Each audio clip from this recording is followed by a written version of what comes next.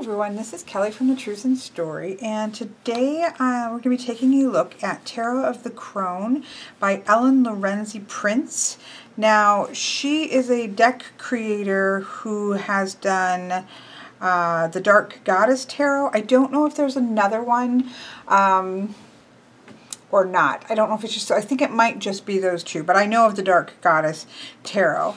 And it's actually decks, you know, you hear a lot about these decks, a lot about people having really powerful experiences with them.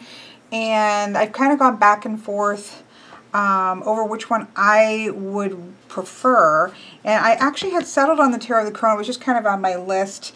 And then Miss Jen has sent me, she's cleaning out her collection, and she had sent me a box of goodies, and this was one of the ones in it, so I was really excited to see that and excited to take a look at it. I did look at, when I was unboxing it with her, I did take a look at the swords, and I was really excited to see the progression of the swords. So I haven't, other than to kind of get things set in an order, I haven't looked real closely at this yet. So it comes with, this is the 3rd edition.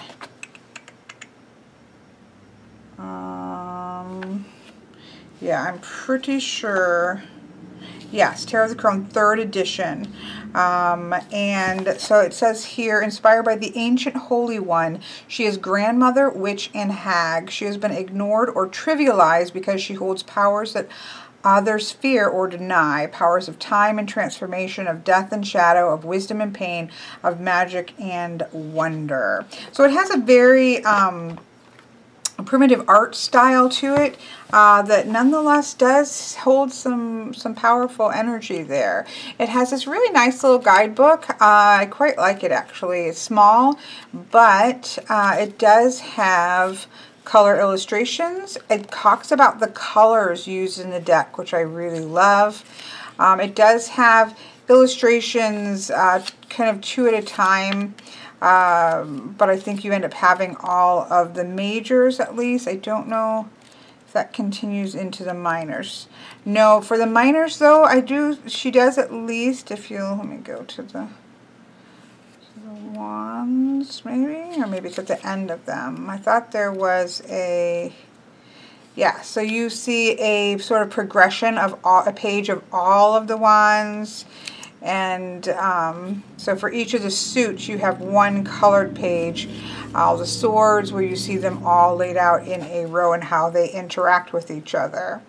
At the end it says, for love, with love, for love, Ellen. Okay, can't speak, Kelly.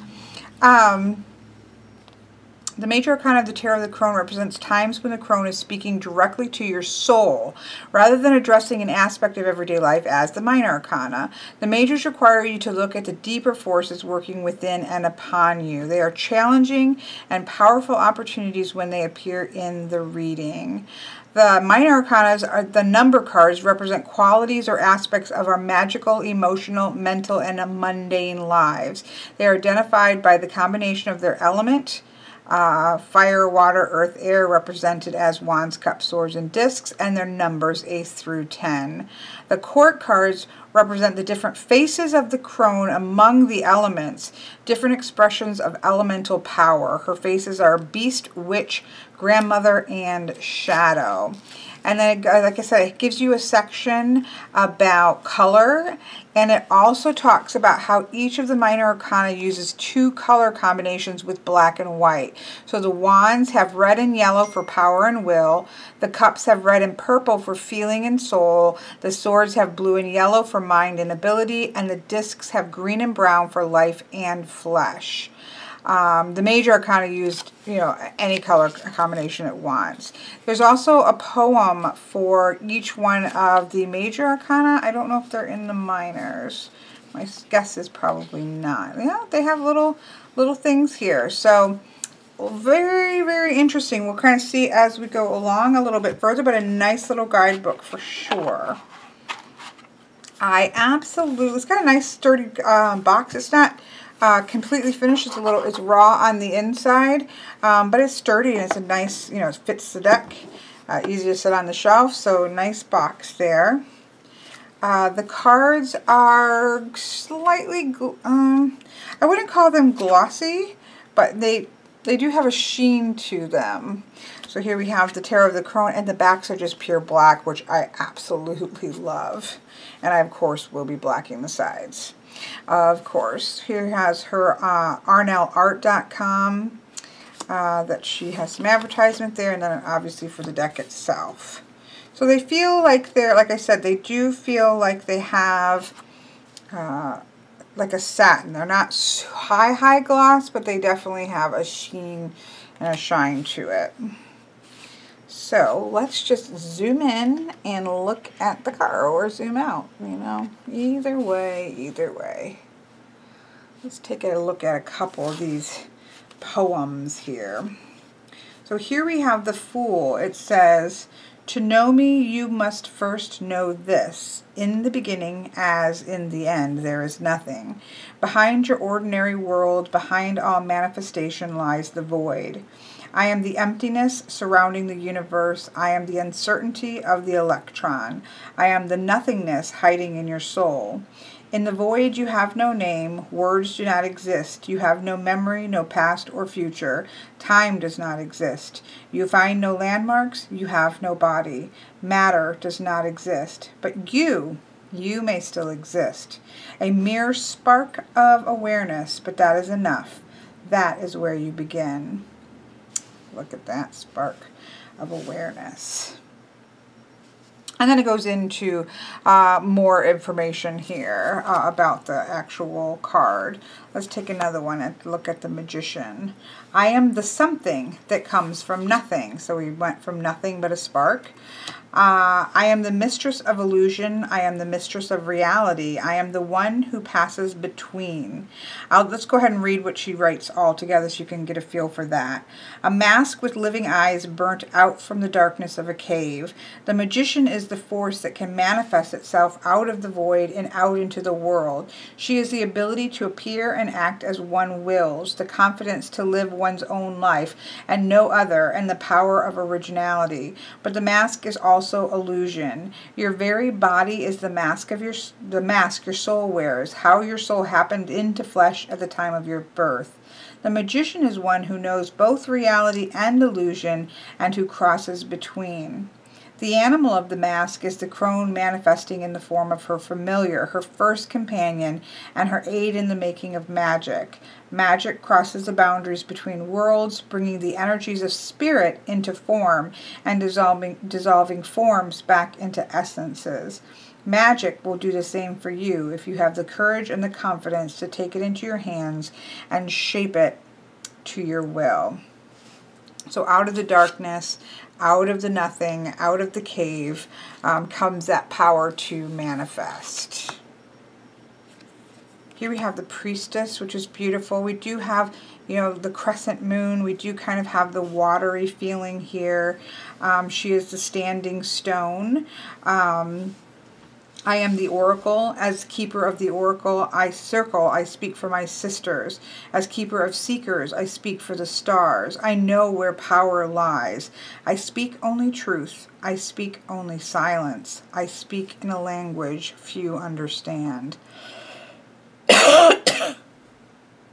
It's really quite beautiful. I mean, it has that energy of standing stones, but of course with the crone energy. Look at the Empress. I think she is beautiful. "I am your grandmother, the mother of mothers. Come to me, my dear one, let me hold you in my arms. Tell me how you feel and feel my love. Come to me, my dearest one, for I have loved you from the moment you were born, and I will love you all your life." I think that's a beautiful, beautiful image. Don't you just want to go give her a big hug? This is the grandmother, the mother of all mothers, the source of all miracles and mothering powers. Here we have the Emperor, which looks quite phallic. "If you think your one life matters, you're wrong. What matters is the great plan. What matters is how you may serve." So it's the idea of serving others that the Emperor has.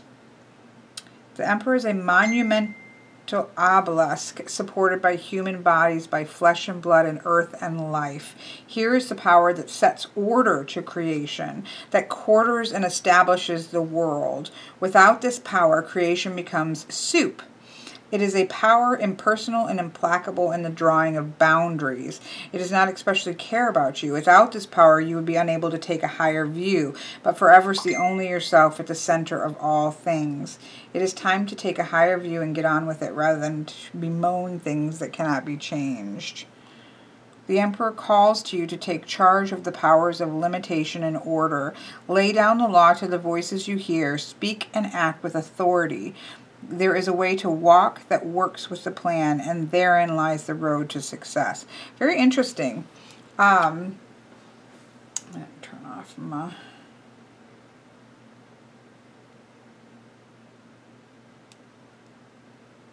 phone, obviously. So I do quite like this. The image, obviously, to me is quite phallic.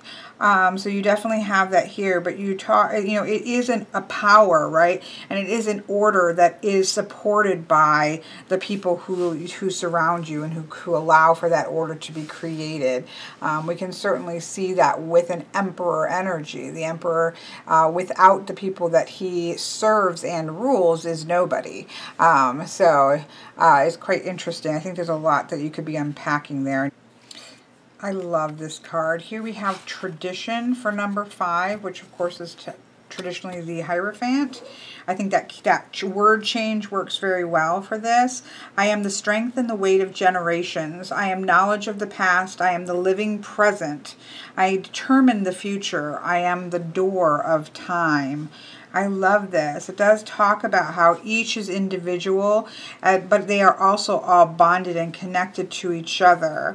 An individual is just a part of the line that stretches from prehistory into the future.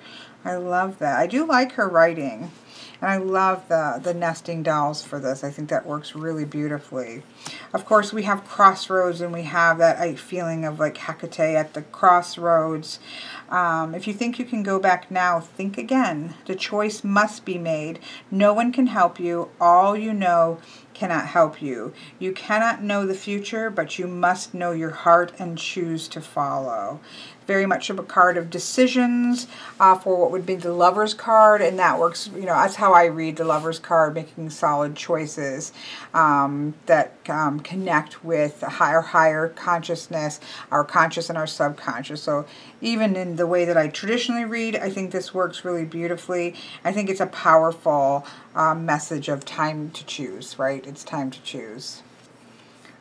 This one is probably, of the ones I've seen, probably my least favorite, even though it does, just image-wise, like it is very primitive, and it is, you know, very, plays into the stereotype of the witch, and I'm sure that that is very much on purpose.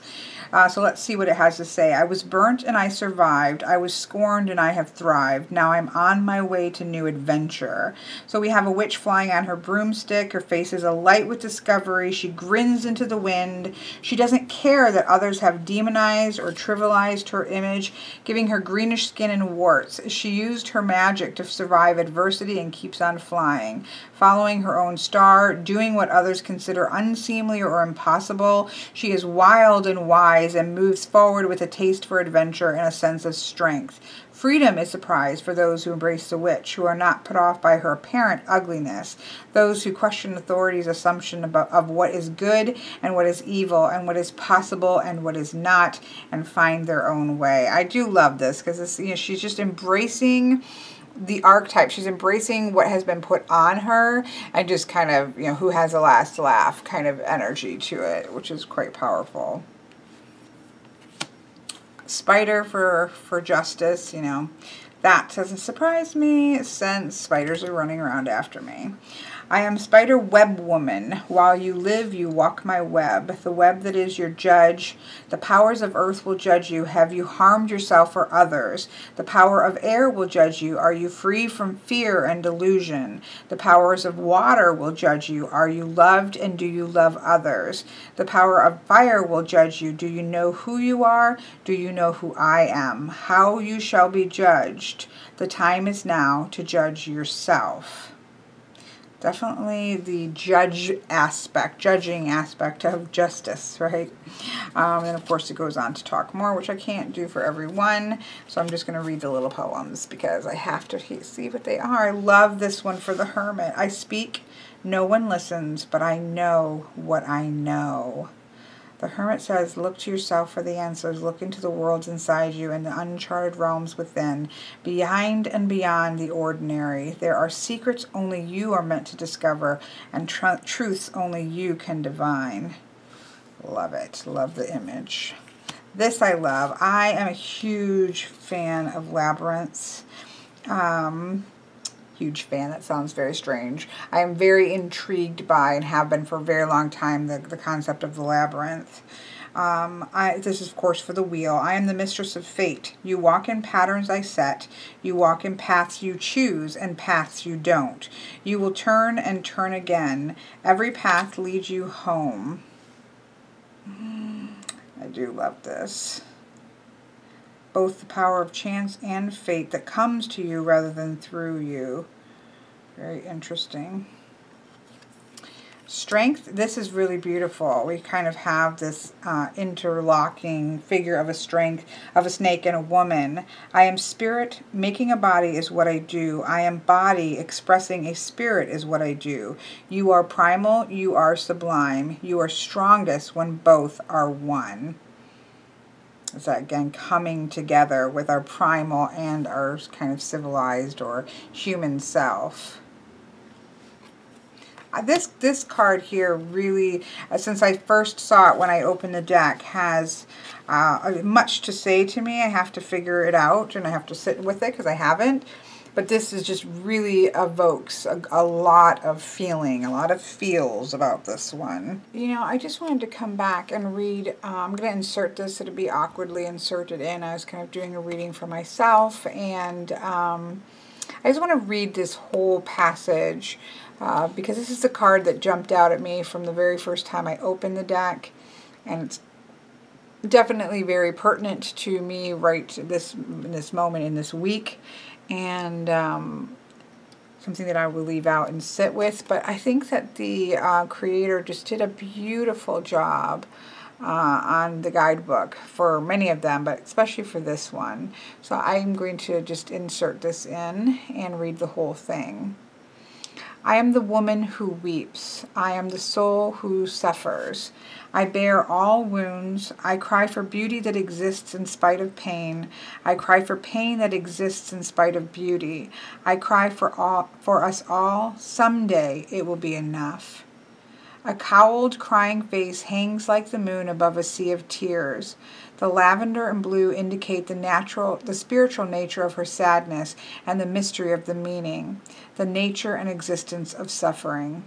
The hollow dark of her eyes show that this mystery is endless and has its beginning in the source of all things. Her face and reflected reversal holds a hint of a smile, for honesty and beauty comes with the pain. To know compassion purifies a selfless soul. To sacrifice is to make sacred. Weeping woman cries for us all, but sometimes she requires that you cry too. Letting it flow, hard as that may be, benefits you more than holding it back. Learn the roots of your suffering, what is behind this particular pain and what is behind that. Let it teach you what it will, but know as well that sacrifice does not make you special. It is not meant to be a lifestyle. Like the tide, let it flood and let it go.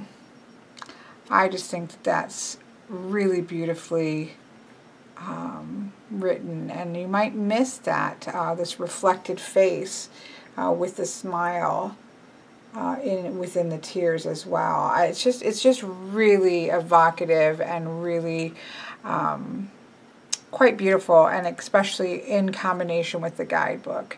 There are just some decks, I think, in which, and it's not that many for me. I don't tend to spend a ton of time with guidebooks, but there are some in which you want to actually read them, and you want to read pieces of them when you're reading for other people. And this, I think, is probably, you know, I'm obviously just at the beginning of things with it, but I can see where this would be that kind of deck. So I just wanted to slip that in there into the video. So That one's for me. Here we have the Death card. This is the end. There's nowhere else to go. Something has to change. That something is you. Not ready? Fine. Stay here with me until you are. So yeah, I mean, there's a time for change. It's like there's not really any other way forward but through change, transformation. Something is going to shift, and if you're not ready, you can come dance with this little guy here, which doesn't look like a lot of fun. So I do quite like the energy of the poem there. It's like, it's time for change. Like, there's no sense fighting it. This is, something has ended and something now is beginning again. And it's not really a time for you to struggle, fight against it. It is what it is. You know, you can't fight against the inexorable, you know, passage of time and death and taxes, right? Sometimes they say. But that one does give me a little bit of the giggles there. A little bit of an alien death. Here we have Temperance, which is really beautiful with the flames and the crystal on either side. I walk in beauty, I walk with power. I build my walk with every step I take. She builds the power to create that living path within herself through drawing in and combining opposing powers. She does not burn in the fire, nor does the ice cut her. Neither does she put out the fire nor melt the ice. I thought those were crystals, but it's ice. Her intent is not to diminish nor submit to these powers, but to use both of them consciously and creatively. Temperance is a dynamic process, a moving magic, and it makes a life full of meaning. I have to say that the write-ups in the guidebook is really beautiful, very powerful. Here we have a very primally creepy devil. Very along the lines of old style medieval devils with all the teeth in the mouth, sometimes multiple rows of teeth. You got arms trying to climb out of the devil. I am the mother of monsters. I am the mistress of lies. I am the fear that binds you and the hate that eats you and the pain that never lets go. I have the power you give to me. Okay, yes, perfect. I mean, yeah, that's what I see. But it's about abdication of power. You're going to give over your power to something else, to fear, to this construct, the monster construct that you're putting all of what you have to do with within yourself onto something else. It's really beautiful. Not beautiful as in terms of the picture, but it's beautiful the way it's written. The devil reminds you that when you hide from your deep, dark inside, it disassociates to surround and control you. Next we have the Tower, which is just kind of, whoa, crazy energy, right? Very, very destructive, very disconcerting. I am the mother of madness. When I speak, I scream. When I scream, things shatter. I scream because things are wrong and I cannot have it so. It's got to shatter what's here so that we can rebuild. Very powerful. Again, a very sort of primal, primitive energy that can be disturbing and disrupting when you look at it. But it evokes that kind of energy from you at least from when you see it in person. That's the kind of energy that you get. And then you go from that sort of chaos here and that feeling of something's just being wrong to this beautiful kind of welcoming, opening blanket of stars here. I am the Queen of Heaven. Look up to the night sky. I am all that you see. I am the vastness of your spirit. I am she who holds worlds in her hands. I am she who hears your prayers. Look up, open your heart, wide as the night sky. So beautiful. And so, you know, when you look at those, because you always hear, you know, talk about that idea of the tower and the disruption of the tower, and then from that moment, then you have this moment of hope with the star card, and you can really see that shifting energy with those two cards. Here we have a very, in some ways, adorable, and in some ways creepy, so like an adorable creepy moon. But this says, let's see, I am the queen of ghosts. I welcome your unborn children. I am the mistress of illusions. I command the shadows. I live in your dreams, the nightmare you sweat and long for. Let me carry you away to another world. A figure with a face like the moon stands in the front landscape of frozen stone. You see why I don't like faces and moons? Because they're like creepy. Ghostly faces can be seen in the stone. Yep, you can see the little ghost faces. And the blue sheeting that winds around her body. Her expression is alternately kind and cruel, and no one knows for sure what goes on. I agree with that. There is something that's kind of sweet there, but at the same time, there's something that's really creepy there. It could go either way. It's that half light. And then we have the lovely sun. I am the queen of light. I am youth, health, innocence. I am all you believe you no longer have. I am strength, beauty, wealth. I am all you believe exists outside you. I am your bright shadow. I am the goodness you've denied, but you recognize me. You know me. I am and I will always be part of you. So obviously, you know, I should have said at the beginning of this is obviously a deck that is Tarot of the Crone. This is very much female energy, which I don't generally work with decks that are of all one, but I think that I can see places for that, and it's in a personal practice. But I do actually quite like her. And again, she is really warm and welcoming after the kind of, I don't know about the moon, right? You know, I don't know, this is unsettling, and then, oh, come here, give me a hug. Like, I'm not quite sure about you, ghost woman, ghosty moon woman, and oh, hello there, sun. Everything's going to be okay. The sun will come up, right? Here we have the calling for number 20, what would be the judgment. Come, it's time for you to wear the cloak. Accept your power and accept your responsibility. Come, be with me now. Show me your power. So the crone is holding up a red cloak, asking you to wear it, calling you to join her. She appears as a shadowy, fantastical bird. Your life is changing, whether you want it to or not. From this change rises an opportunity to become greater in person and spirit, to step to another level. Something is being asked of you, and you feel the urge to respond. So are you going to kind of assess your life as it is to this point and step into a new and better role? Are you ready for that, to take on that new cloak of authority, that new cloak of power after you have this period of assessment that you think of with the Judgment card? I really like this World card, and it's one of those I can't exactly say why. There's a lot of cards like this in this deck that you think, I can't necessarily say I love the art, but it speaks to you. And this one is like that for me. It says, I am all you have been and all you will become. I am the exercise of your power and the key to your future. A large black figure holds 21 smaller figures within her. Each of the smaller figures has a face colored to represent the special power she possesses. The face of the larger world, however, is transparent. Through it and haloed around her is the swirling blue and white of a beautiful, brave new world. That's really interesting. They have all of their colors of their power. The entry to create a new world and the ability to create is giving you a place. Devil and Empress and Fool, forget none of their lessons. Give up none of your powers. Within your world, all of them have come together and create a whole more than the sum of any amount of parts. More than a balance, more than integration, like some locking together of pieces. When you are all, you are on another scale entirely. Very powerful. It does have a very powerful, evocative feeling.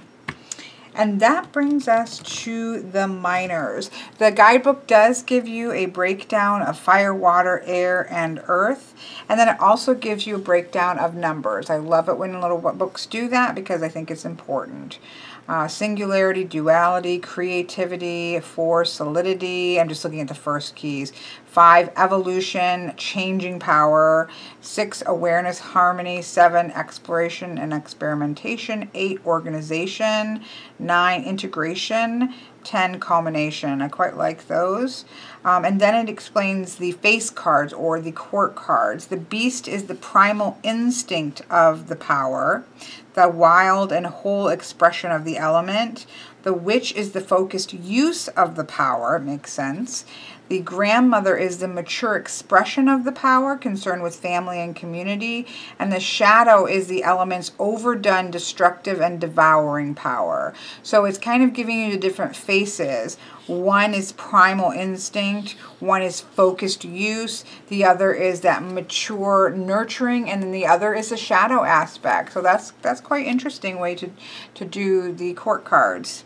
Obviously, this is not supposed to be a Rider-Waite-Smith clone. This is kind of doing its own thing, and I think that's a very interesting way to bring sort of a new nuance to the court cards. So I'm not going to obviously read all of the poems of this, but we do have, there's a power burning in the world with the Ace of Wands, the power in the fingertip there. Two of Wands. You know, there's a little, she has a single keyword for these, so I'll just look at those so we can see kind of where she's going. So this is the idea of will in your fingertip. We have Two of Wands for opportunity to go through the door, go between the wands. We have the Three of Wands here as magic. We have the Four of Wands as command, setting boundaries. It's pretty cool looking. This one. And then you get these and you're just like, what? Five of Wands is drama. Look at me, everybody. I've got something to say. I've got something to say. I've got someone to be. Listen, everybody. Pay attention to me. It's drama. Overdone passion, right? I guess. The Six of Wands here, we have radiance. The Seven of Wands, we have risk. Very risky. The Eight of Wands, we have leadership. Stepping forward to take a leadership role. And the Nine of Wands, we have power. That looks very powerful. Moon to sun, that path between. There's a very strong, powerful energy there. And then the Ten of Wands, we have transformation. I went as far as one could go and then went further. Lightning has blasted and burnt out a tree. From within the hollow that remains, a figure takes shape. Black as the void. Behind it, 10 streams of light radiate from the earth to the sky, beyond what was once the reach of the tree's branches. The Ten of Wands indicates a powerful force of change has blasted your life, making you aware you aren't who you used to be. Will you begin again from where you are, growing fresh life around your irreducible core? Someday, 5 trees might stand where once was one. Or will you join the sun and take on the dramatic new form of formlessness? Or will you stay a stump? Choose without judgment, fear or desire. Choose from your soul. Very powerful. Beast of Wands is cat. I am hunter and lover. I am the gift of heat. The Witch of Wands is the sorceress, which is gorgeous. The Grandmother of Wands is a beautiful card, the Matriarch. And the Shadow of Wands is a wasteland. My power is blown, my strength has faltered, and my influence is burnt to ash. Only the indestructible remains. Look at the face. Can you see that face there? You are left with yourself. So take a good look at what survives and rest. Until you do, the only place to go in the wasteland is deeper. It's time to rest because it's not over. You're going to be able to come back, but all that you're left with is yourself. Everything else has been burnt away. That's pretty powerful. Here we have the discs, which would be coins, of course. Let's see. Of course, I have them out of order because why not? Why not make it difficult? Disc. So here we have the Ace of Disc is the body. How to experience touch and taste. My shelf, my life, and all that I own. Two of Discs is a partnering, that coming together, that handshake. I quite love that. Three of Discs is family. Big Stretch by Isabel. Four of Discs is home. 5 of Discs is work. I don't know what kind of work is going on there, but work is happening. A woman in black washes the floor on her hands and knees. 5 rivulets of water stream away from the sponge she holds. The number of change in the suit of earth indicates work is at hand. Life means labor, as every mother knows. Effort is required to maintain your home, your body, your life. Yeah, so get on your hands and knees and be willing to work. That's pretty good. The 6 of Discs is style. I choose what is beautiful. Interesting. The 7 of Discs is travel. Every turn of the road brings discovery. It's time to move. The 8 of Discs brings security. The 9 of Discs brings community. And the 10 of Discs brings age. A figure with knobby knees and a sunken, aged face sits with her thoughts in a throne-like chair. As the body is the root of life, age is the result. Hers is the voice of experience and the understanding of physical limitations. She may be valued for her wisdom, but her no-nonsense views often set her apart and keep her alone. Like her, know that life occurs mostly inside of you. Value your own experience and the wisdom of your body. So we can see not, many things, but we also see that progression of age as well. The Beast of Discs is a pig, which makes sense. Feast and fertility. The Witch of Discs is the lady. I have all I need and can get what I want. The Grandmother of Discs is the homemaker, which makes sense. Earthy suit. And the Shadow of Discs are bones. What is essential? I persevere. The spider here. A spider weaves a web, a single ant treks, and bones give up their spirit in a land barren, but for a spine of protruding stone. Sometimes life is just tough all the way, and you're forced to get down to the bones. What can you live without? What must be left behind? Time to clear the clutter, or the clutter will be cleared for you, and hold close whatever you can keep, for it will build the framework of your future. You're going to build again. The skeleton, the ant, and the spider. Very powerful. I will say it's quite a powerful deck. This is the next suit here is the Ace of Swords. Find it here. Here we have the Ace of Swords being thought, which makes sense. The Two of Swords is reflection. I have the power to see myself, to see within, to see beyond, to see reality changed by my looking. I really like this image. The Three of Swords is inspiration. Yes, please. Within confusion, I find my way. I find a place to discover thoughts greater than my own. I mean, I think you definitely can get what's being said in this just from what I've read, from the image as well, but I think you'll definitely want to work also with the guidebook as you get comfortable and familiar with it because it's doing its own thing. The Four of Swords is reason. The Five of Swords is contradiction, which makes sense. Logic fails and solution scatters. Even gravity jumps sideways, challenging me to follow. The Six of Swords is design, bringing back some harmony from the chaos. Love it. Seven of Swords is imagination, that single powerful eye has grown, right, and is going is shooting out everywhere. I quite love that. The seven eyes leap out in all direction from one point. I love that. The Eight of Swords is teaching, because it's stability of the mind, and we get that by being organized and by teaching. I love it.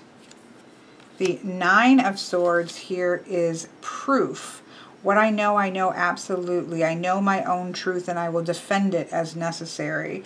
A figure sits on 9 sharp points. Though in a tough situation, she is calm and filled with an inner light. She has no fear of truth and disdains the rhetoric designed to twist or color it. Yet she also balances because she knows that there can be many facets of truth and will not limit her mind with singularity. And then number 10 of swords is revelation, which I love. It looks on first glance like, oh, they're just doing a typical 10 of swords, being stabbed. Truth is so much greater than I believed it could be. It pierces through me and flashes from me, and I will never see the world the same. 10 shafts of light pierce a cloaked figure, slicing truth's white with ribbons of spirit blue. Her dark hands open in surrender for encounters with mind as a power greater than all known truths and proofs, contain their own exorable certainties and cannot be denied. Revelation means finally giving up denial. Let your spirit be broken with the effort to maintain it. Do not be broken. Do not despise your yesterday self for not knowing these things before. Today is the culmination of your understanding. It's time to shine with the light that transforms through you. So it's that piercing of the truth and the light of the swords that allows the illumination to come out. That's pretty powerful. That's pretty powerful.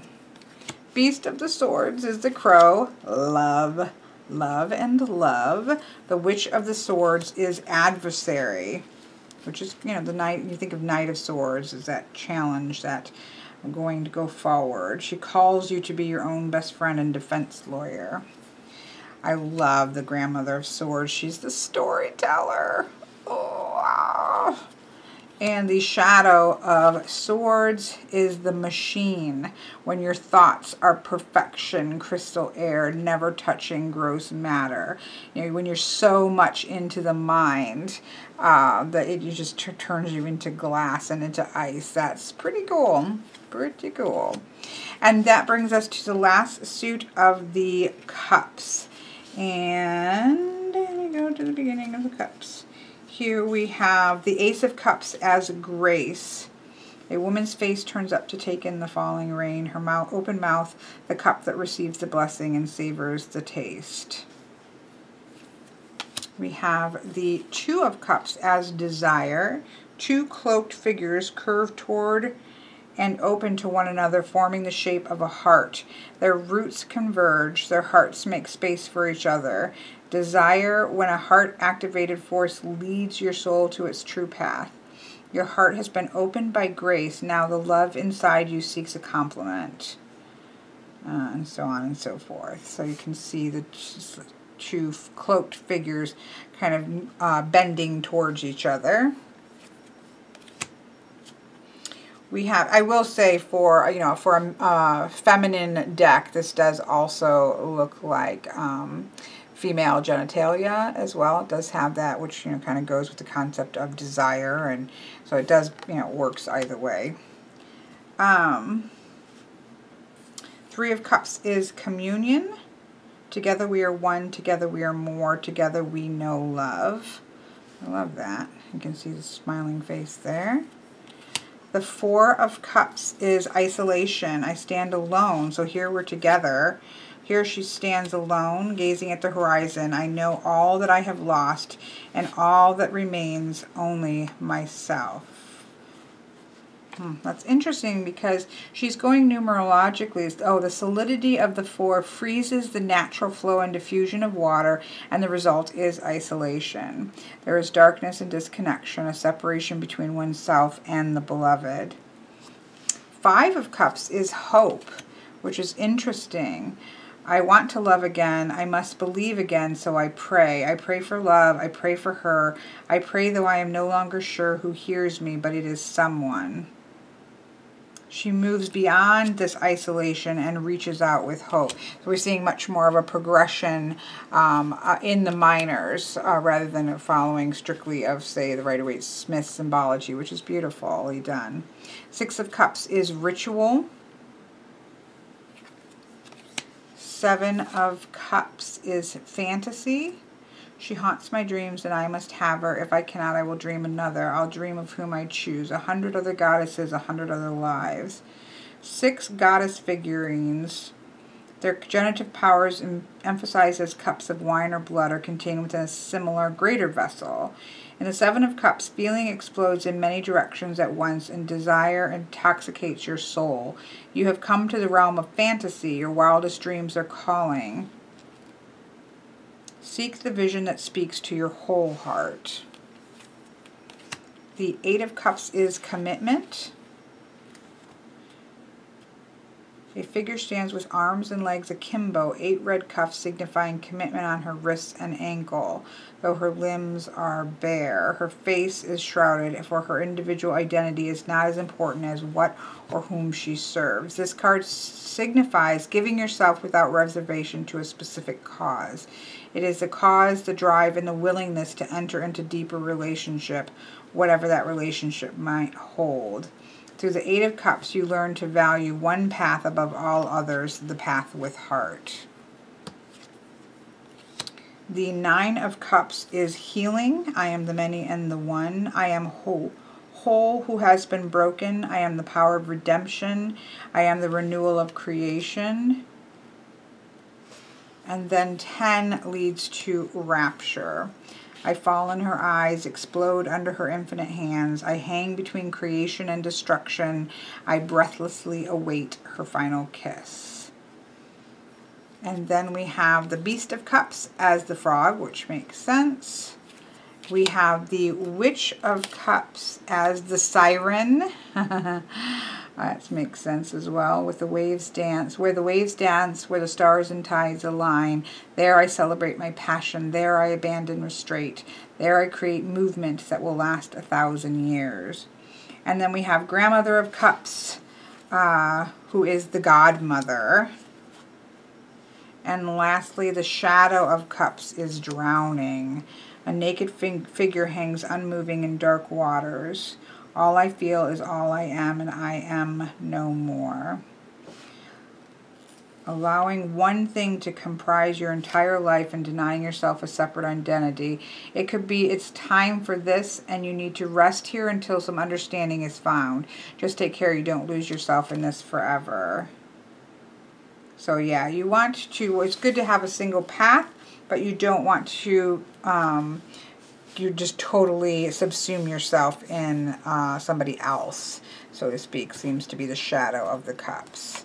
So there we have it. Very powerful. I think it's one of those that you're going to want to spend time with and work with the deck if it is something that speaks to you. Is there any? I don't think in this there is a spread. I know there is a separate guidebook that you can get, or I believe there is.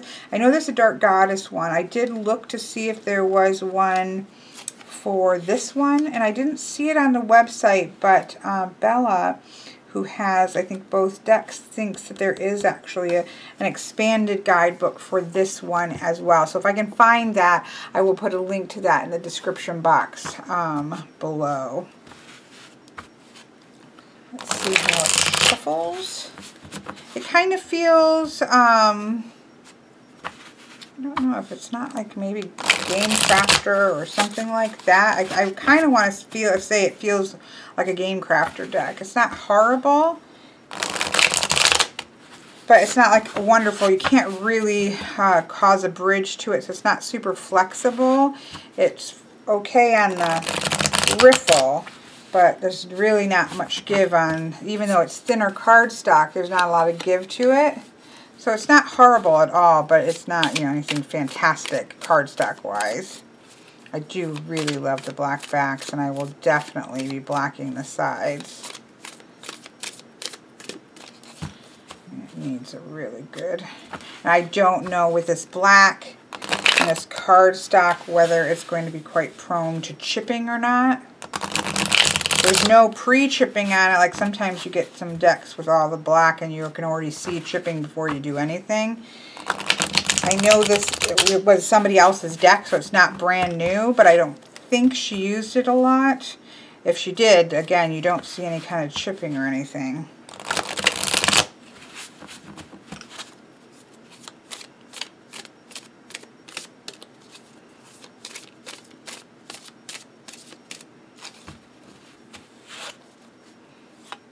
do a maiden, full of fire, a mother, the Witch of Discs, and the Crone.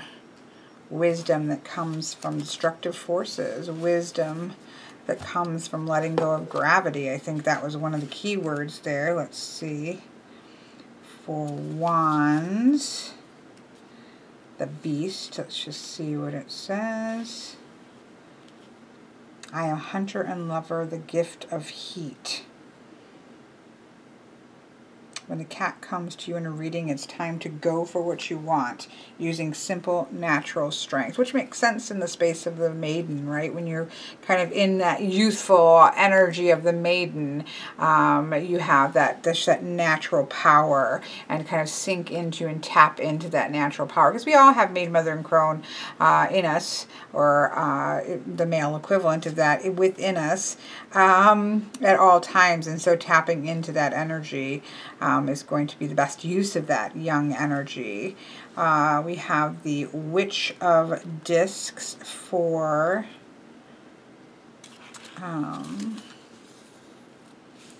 which is the lady, right? I have all I need and can get what I want. A world of riches surrounds me.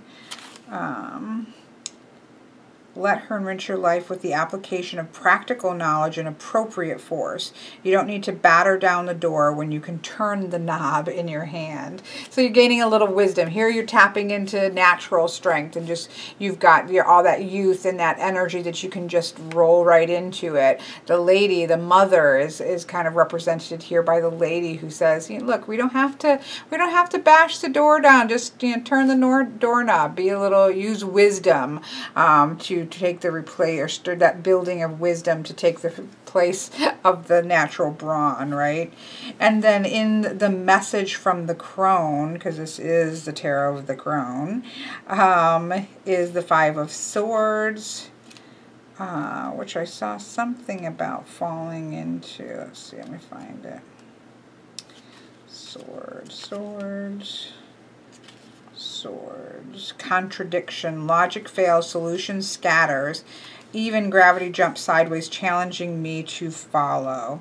Set your mind free of reason and see a way out. Questions lead not to answer, but to more questions. Where are your blind spots? How do shadows come to light? How do you think the unthinkable?